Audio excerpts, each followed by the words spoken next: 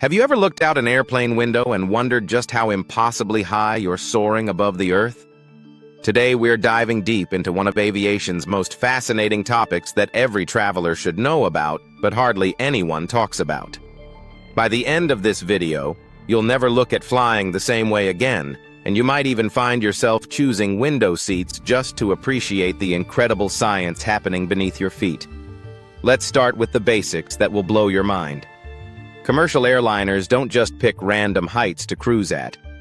They typically fly between 30,000 and 42,000 feet above sea level, which means you're literally sitting in a metal tube racing through the sky at altitudes where the air is so thin that you'd lose consciousness in seconds without pressurization.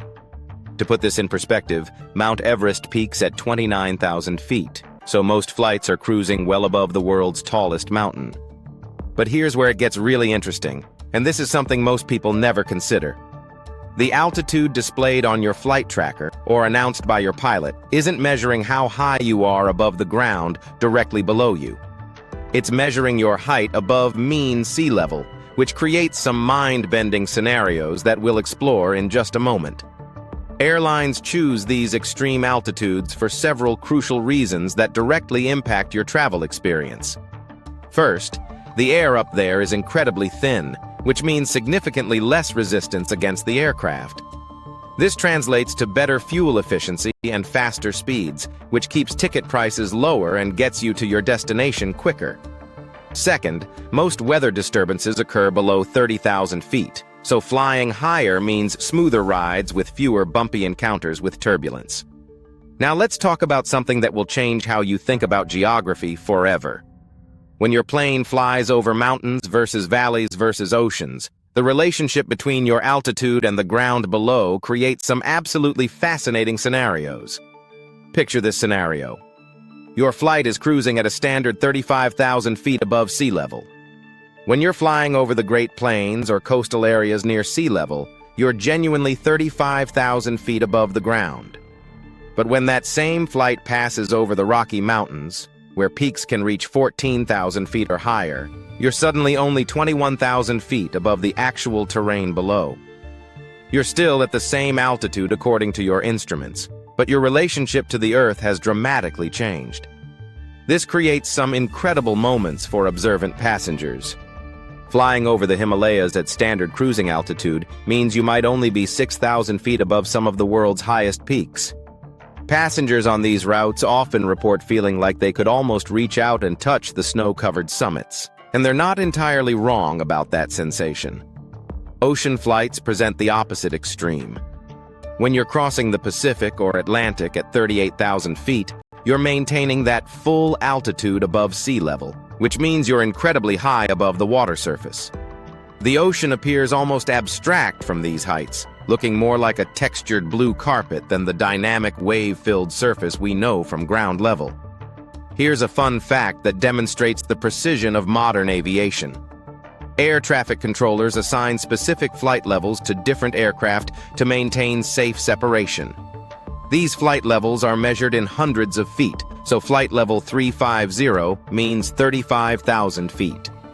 Eastbound flights typically use odd flight levels like 33,000 or 37,000 feet, while westbound flights use even levels like 34,000 or 36,000 feet. This system prevents head-on collisions and maintains organized traffic flow in our incredibly busy skies. The temperature at cruising altitude will surprise you. While you're sitting comfortably in your climate-controlled cabin, the air outside your window is typically -40 to -70 degrees Fahrenheit. That's cold enough to instantly freeze exposed skin and far colder than most places humans have ever lived on Earth. The only reason you're not a popsicle is the remarkable engineering of pressurization and heating systems. Speaking of pressurization, here's something that connects directly to altitude. Your cabin is pressurized to simulate an altitude of about 8,000 feet, which is roughly equivalent to standing in Aspen, Colorado. This is why some people feel slightly lightheaded or experience ear popping during flights. Your body is actually experiencing a mild form of altitude adjustment, even though you're physically much higher. Commercial aviation has some strict altitude limitations that vary by aircraft type. Most narrow-body aircraft, like Boeing 737s or Airbus A320s, have service ceilings around 41,000 feet. Wide-body aircraft often can climb higher, with some reaching 43,000 feet or more.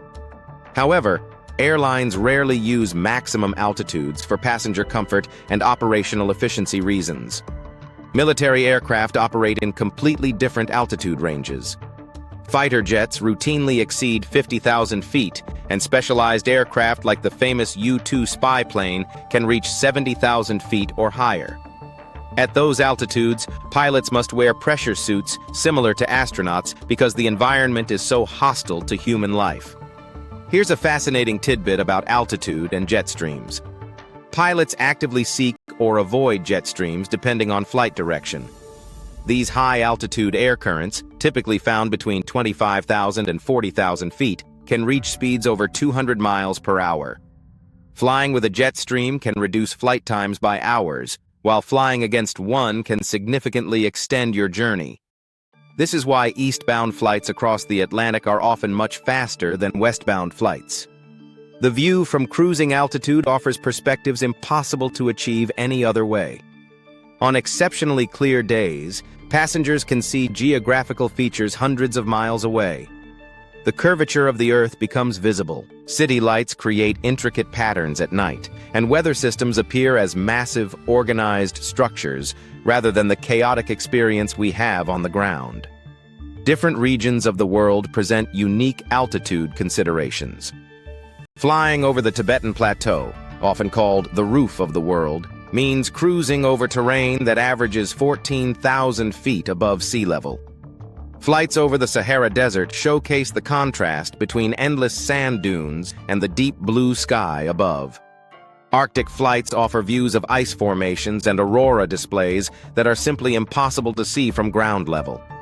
Modern aircraft are equipped with sophisticated systems that constantly monitor and adjust altitude for optimal performance.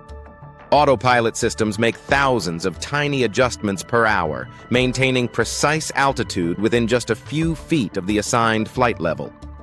This precision is remarkable considering the aircraft is traveling at speeds approaching 600 miles per hour while dealing with constantly changing atmospheric conditions. The next time you're 35,000 feet above the Earth, take a moment to appreciate the incredible achievement of human engineering that makes your journey possible. You're traveling at altitudes and speeds that would have seemed like pure magic just over a century ago, experiencing views and perspectives that connect you to the planet in ways our ancestors never imagined. Ready to discover more amazing secrets about air travel and explore incredible destinations around the world? Make sure to like this video if you learned something new today, and subscribe for more fascinating content about flying to magical destinations across the globe. Your next adventure awaits at altitude.